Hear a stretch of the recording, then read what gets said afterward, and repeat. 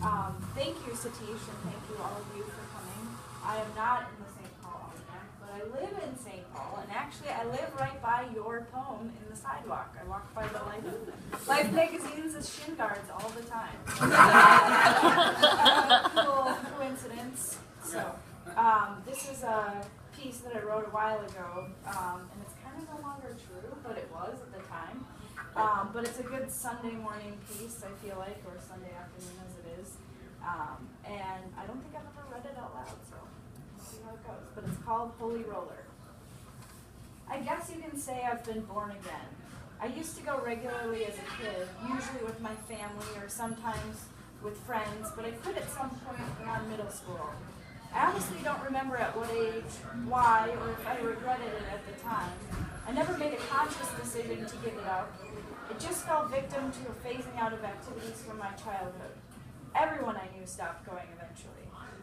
I never felt completely comfortable at the roller rink.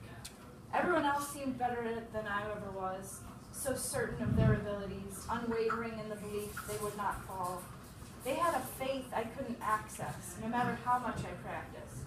By the end, it became more of a spectacle, going through the motions, sitting off to the side, mouthing the words to familiar songs, without really thinking about what they said or what they meant.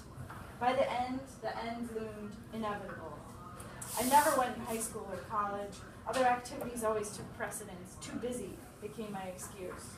In the 4 years I lived in New York, I only went once for my roommate's sister's birthday party, and then I didn't stay long. The crowd overwhelmed me, and it seemed like everyone could tell it had been a while since I had set foot in skates. I left with that same hot, flush feeling I used to get as a Baptist girl attending Catholic Mass at my grandmother's cathedral. Obviously, I do not belong. I hadn't given it much thought since. But when my friend Jenny invited me to join her and some friends one Sunday a few months ago, I only hesitated a little.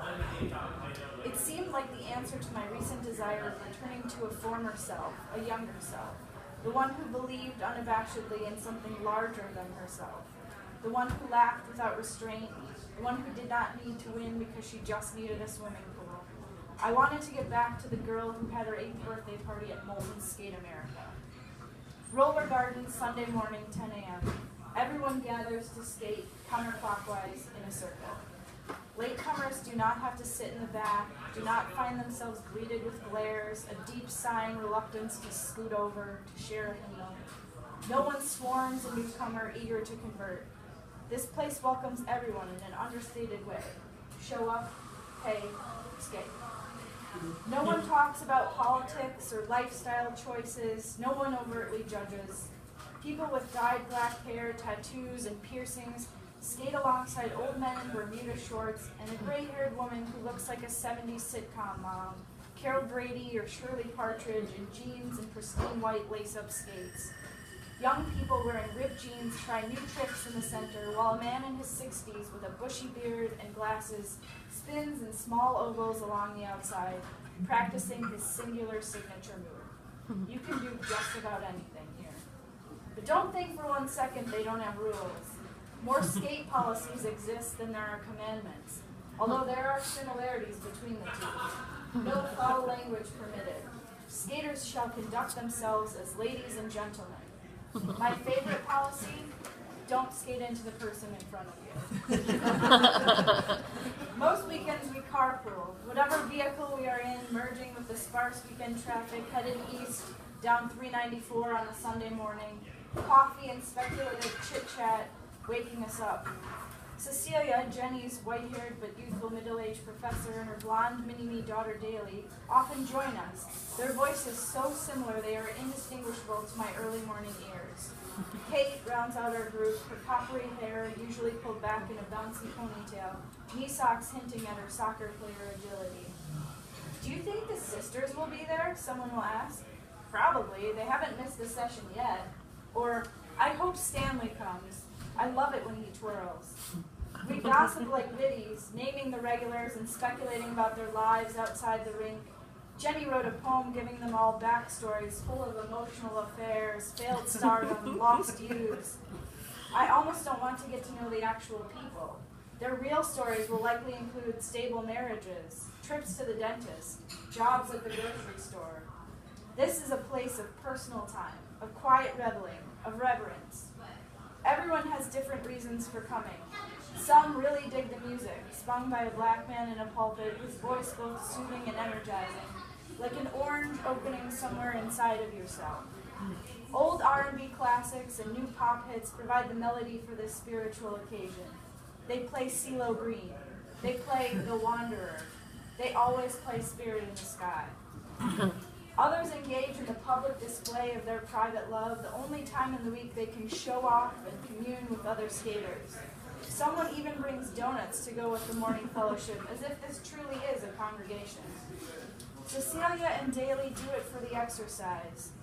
The soundtrack version of their weekly trips to the roller dome, a nice change from skating on concrete in near silence. Jenny wants to join the roller derby, says she needs the practice. Me, I just wanted to see if I could still do it. I made a promise to myself to be bold this year and face down my hesitations. I keep going because I want to get better. The sisters, twins and an older girl, all in their 40s, work out routines, step tap, before performing in tandem around the rink. Their legs move with fluidity, but their upper halves remain almost motionless. I watch them skate, blank expressions on their faces, not concentration and beyond nonchalance. They could be peeling potatoes, except for the hum of their wheels, the swing of their hips as they glide in the groove. They tap without talking, without tripping, weaving around couples skate dancing and individuals who chat between moves. I can't help but smile as I skid around wobbly legs, inching and jerking around the circle. People pass by in droves, darting in front of me as if I could circumvent them, as if I could halt myself in time to avoid hitting them. I still have not mastered the toe stop, and I gave up counting the number of times I got lapped a long time ago. Content to go slowly, I watch as other people skate on one leg or dance backwards with a partner. My first time back to the rink, I let the masses circulate a bit, timing my entrance to coincide with a large gap in the stream of skaters. I knew I would skate like Bambi on the frozen ice, legs splaying in opposite directions, unable to gain purchase on the smooth foundation, and I did not want to be that girl who caused a pileup.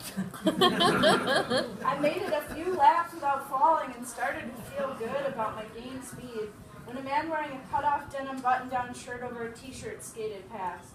Slow and steady, huh? I like that, he said. I laughed. Of course I fell eventually.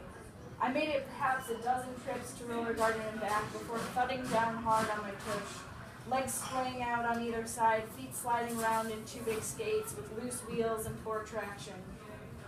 I wrenched my back in such a way that it took weeks before I could get back to the rink, and then I found myself clawing along the edge, all the confidence I gained now knotted up tight in my spine.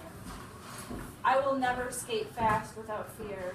I will never twirl like Stanley or plan elaborate step-tap routines like the sisters.